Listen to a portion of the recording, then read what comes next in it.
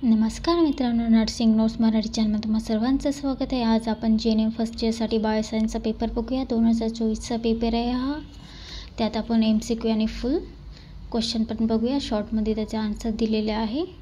ठीक आहे, चला करूया आजच्या पेपरला। बायोसायन्सचा पेपर आहे हा, अनाटॉमी। चला बघूया पहिला प्रश्न काय आहे ते। त्यात योग्य पर्याय निवडून वाक्य पूर्ण करा। पहिल्या नंबरचा आहे, डॅशच्या जन्मापासून ठरवलेला जातो। तर जन्मापासून काय ठरवलं जातं? धर्म। ठीक आहे, खूप सोपं आहे। तसं दुसरं बघूया, सायको ॲनालिटिकल थेअरी ही डॅश डॅश यांनी मांडली आहे। तर याच्यात अ येणार, सिग्मंड फ्रूड।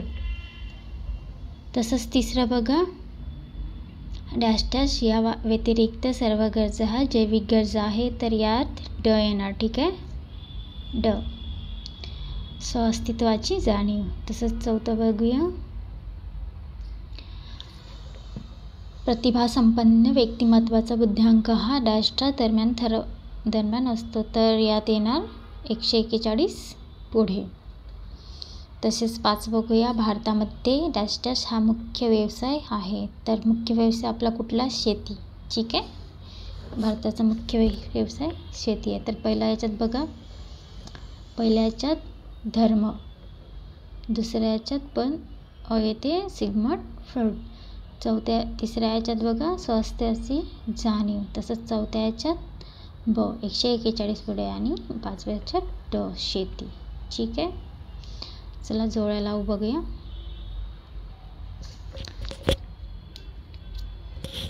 तर अ गटमध्ये आहे हिराकरी गरजेचे पिरॅमिड। तर हिराकरी गरजेचे पिरॅमिड हे अब्राहिम मास्लो आहे। ठीक आहे, याच्यात ड येणार पहिल्या याच्यात। तुम्ही असं नको कराल, तुम्ही त्याच्यासमोर डायरेक्ट आन्सर लिहाल पेपरमध्ये। हे एक क्वेश्चन लिहायचं आणि याच्यासमोरच याचं आन्सर लिहायचं। ठीक आहे,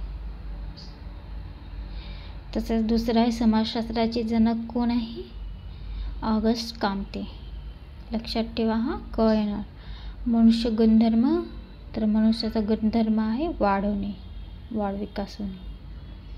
कौशल्याचा विकास, तर कौशल्याचा विकास कसा होतो? सराव केल्यानंतरच होतो। तर यात सराव येणार। आणि अध्ययनाचे नियम कोणी केलेले आहे? थॉडाईक। ओके, तर बघा पहिल्या याच्यात काय येणार? ड।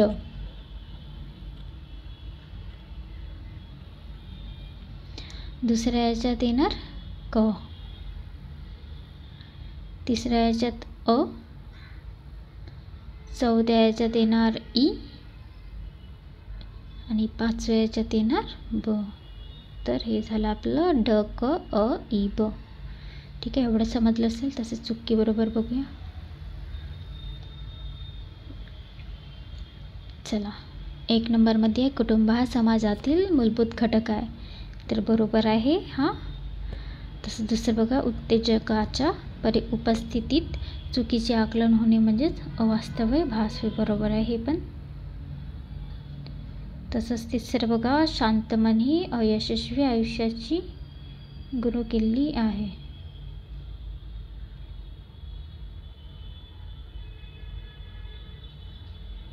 बरोबर आहे।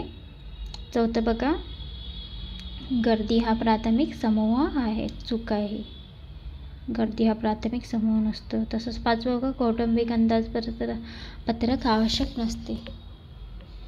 चूक आहे हा, एक्सप्लेनेशन खालीप्रमाणे दिलेलं आहे। ठीक आहे, हे झालं आपलं MCQ। रिपीट केलं जाते। तुम्ही तरी जेवढे तुमचे पेपर आलेले असेल, तुमच्याजवळ जेवढे पेपर असेल तेवढे MCQ करून जाल। तसेच बघूया प्रश्नामध्ये काय आलेलं आहे आपल्याला। टिपा लिहामध्ये किती प्रश्न येतात? 5। त्यात तुम्हाला 4 लिहायचे असते। 4च लिहायचे असते, एक्स्ट्रा लिहून त्यांचा टाईम वेस्ट करू नका आणि तुमचा पण। पहिला आहे बघा, वाईट सवयी बदलण्याच्या पायऱ्या। खूप सोपी पेपर आलेला आहे आपला बिहेवियर सायन्सचा। अ आहे वाईट सवयी बदलण्याची पायऱ्या। तसंच ब आहे सामाजिक बदल, प्रेरणा, शिकण्याचे नियम, मानसिक संरक्षण। तर याच्यातले कुठलेही 4 लिहायचे। ठीक आहे, तसं शास्त्रीय कारणीमध्ये पण हा 20 मार्काचा पेपर असतो हा। ठीक आहे.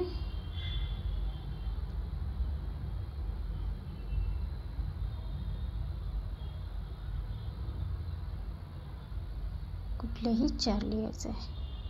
5-5 मार्काला आहे. ठीक आहे. तर शास्त्रीय कारणीमध्ये बघा काय आहे. शास्त्रीय कारणे लिहा. परिचिकेला मानसशास्त्राचं ज्ञान असणे आवश्यक आहे. बरोबर आहे.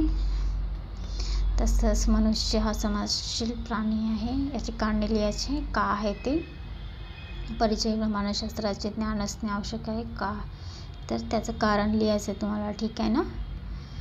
लग्नसंस्थेमुळे स्त्रिया व मुलांना संरक्षण मिळते. दैनंदिन आयुष्यात शिस्त व नियोजन यामुळे तणाव टाळू शकतो. बरोबर आहे. बालगुन्हेगारीवर बालसुधारणा हा योग्य उपाय आहे. तर खूप सोपा प्रश्न आलेला आहे. 2-2 मार्कासाठी आहे. तसेच खाली प्रश्नाच्या उत्तरेमध्ये बघा इथे ह्या 4 पैकी हे 4 लिहायचं आहे किंवा हे 4 लिहायचं आहे. ठीक आहे ना. किंवा दिलेलं आहे हे विसरू नका. नाहीतर कोणी कोणी काय करते यातले 1 लिहितो, यातले 2 येत असेल तर यातले 2. तर असं करू नका. तुम्हाला याचं आन्सरचे तुम्ही आन्सर लिहिले तरी बरोबर आन्सर लिहिले तरी तुम्हाला ते मार्क्स देणार नाही. तर तुम्हाला कसं करावं लागेल. तुम्हाला जर याच्यातले 4 येत असेल तर याच्यातले 4 लिहायला लागेल. ठीक आहे. नाहीतर खालचंच लिहायला लागेल. त्यात बघा स्मरणशक्ती व्याख्या लिहा. स्मरणशक्तीचे प्रकार. विद्यार्थ्यांमध्ये स्मरणशक्ती वाढण्यासाठी काय उपाययोजना करावी. विसरणे याबाबत विस्तार लिहा. किंवा मध्ये वैफल्य व्याख्या लिहा. वैफल्याचे स्रोत स्पष्ट करा. संघर्ष व्याख्या लिहा आणि संघर्षाचे विविध प्रकार स्पष्ट करा. तसंच ड आहे आंतरिक वैफल्य कमी करण्यासाठी काय उपाययोजना कराल. तर खूपच सोपा पेपर आहे हा. अभ्यास न करता पण कोणी व्यक्ती पास होऊन जाईल इतका सोपा पेपर आलेला आहे हा. तसंच खाली प्रश्नाची उत्तरे लिहा. तसंच मानसिकदृष्ट्या शुद्ध व्यक्तीची लक्षणे लिहा. ब आहे भारतातील सामाजिक समस्या लिहून त्यावर उपाययोजना तोडगा लिहा. तसंच आहे समूह व्याख्या लिहा. समूह व्याख्या लिहा आणि समूहाचे विविध प्रकार लिहा. तर एकदा हे वाचून जाल तुम्ही. बाकी तर खूप इझी पेपर आला आहे. तर खालीप्रमाणे मी स्पष्टीकरण दिलेलं आहे. ठीक आहे ना. याचे तुम्ही स्क्रीनशॉट काढून घ्या.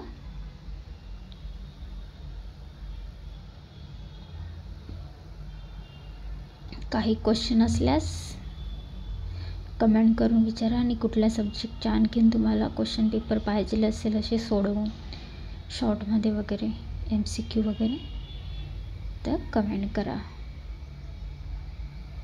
ठीक आहे. टिपा लिहा बघा. थोड्या प्रमाणात दिलेलं आहे. तर तुम्ही हे शॉर्टमध्ये दिलेलं आहे पण तुम्हाला लॉंगमध्ये लिहायचं आहे. ठीक आहे ना. शिक्षणाचे नियम, संरक्षण यंत्रणा तुम्ही स्क्रीनशॉट काढून वाचून घ्याल एकदा. तसे तर मी सेपरेटमध्ये तुम्हाला देईल पण सध्या तरी मला वेळ नाही एवढा. शॉर्टमध्ये दिलेले आहे पण जसं जसं वेळ मिळेल तसे लॉंग क्वेश्चन देत जाईल मी. ठीक आहे ना. व्याख्या वगैरे लिहू शकता तुम्ही. हां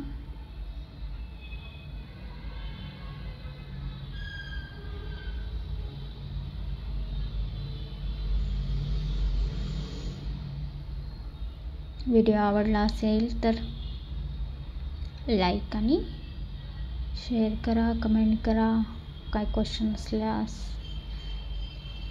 आणि चॅनलला सबस्क्राईब करा.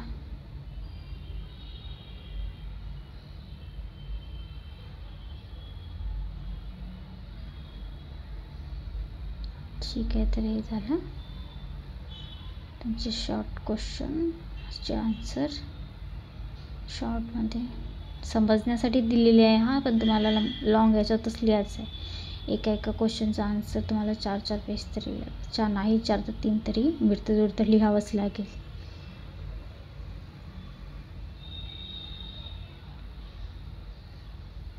जे 2-2 मार्काचे पेपर आहे ते एक पेजचे लिहिलं तरी चालून जाणार.